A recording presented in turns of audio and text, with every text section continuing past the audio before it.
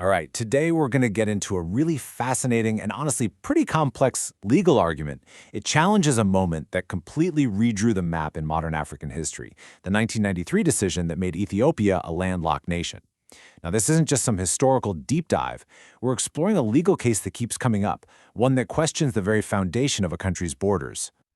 So let me ask you this. Is history ever really set in stone? Can something that we all think of as a done deal actually be re-examined, maybe through a totally new legal lens? Well, that's exactly what this explainer is all about. A case that suggests a huge historical event might be standing on some pretty shaky legal ground. You know, this quote from our source material just cuts right to the chase, doesn't it? This is the core idea we're unpacking today. It's the whole premise of a legal challenge that says the political decision to give up the coastline is, well, void under Ethiopian law. So let's break down the three big reasons why. Okay, so first up, the mandate question. This first point really zeroes in on the government that was in charge back in 1991. The central question is simple, but it's huge. Did this temporary government actually have the legal authority to make such a permanent, country-altering decision? To really get this, we've got to understand the context.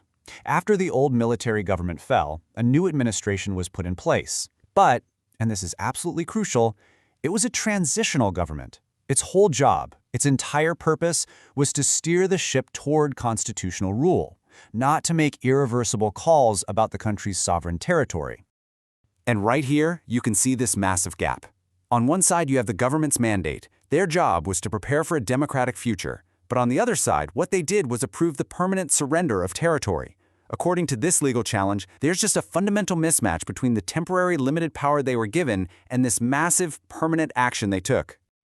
And that really is the heart of this first pillar. The legal minds behind this argument, well, they answer with a resounding no.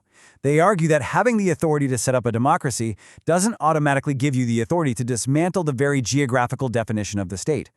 All right, that's pillar number one. Now let's move to the second part of the argument. This one shifts away from the government's power and looks instead at the will of the nation. The argument is that for a decision this monumental, you need national consensus. But the real question is, was there one? Well, the evidence we're looking at suggests not even close. The move to hold that referendum wasn't met with some big national celebration. Nope. It was met with immediate, fierce hostility from major political players and opposition groups all across Ethiopia. We're not talking about a minor disagreement here. This was widespread condemnation, which points to a serious lack of national buy-in. So the key takeaway here is that this wasn't some unified act of statesmanship that everyone agreed on. It was, and honestly still is, a deeply controversial political move. This ongoing debate is used as evidence that giving away the coastline was never seen as legitimate by the whole country, but more like something a provisional regime pushed through without broad support. And that brings us to what the source material calls the most potent legal deficiency. This final pillar goes beyond political power and national agreement and gets right down to the fundamental rights of individual citizens. Okay, let's break this down because it's a big one. Step 1. Ethiopian law is very clear. It protects its citizens from having their nationality stripped from them without their explicit, knowing consent. Now, step 2. The argument is that the people who voted in that 1993 referendum were never properly warned that a vote for independence would mean they would automatically, instantly lose their Ethiopian citizenship. I mean, that's a massive constitutional problem. The implication of this is just profound. Think about it.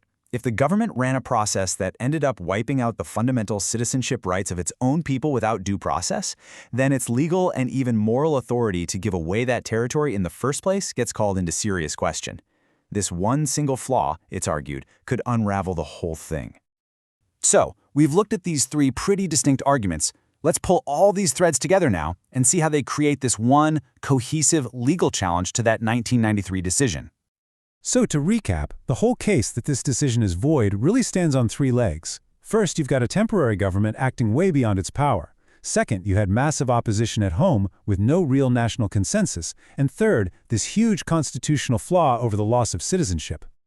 And that leaves us with this final, really critical question. This isn't just about playing what if with history. The legal arguments we just walked through are still shaping geopolitical debates in the Horn of Africa today. When you challenge the legal foundation of a nation's borders, you're not just questioning the past, you're opening up profound questions about future stability, sovereignty, and even national identity. It's just a powerful reminder that when it comes to the map of the world, history is never really settled.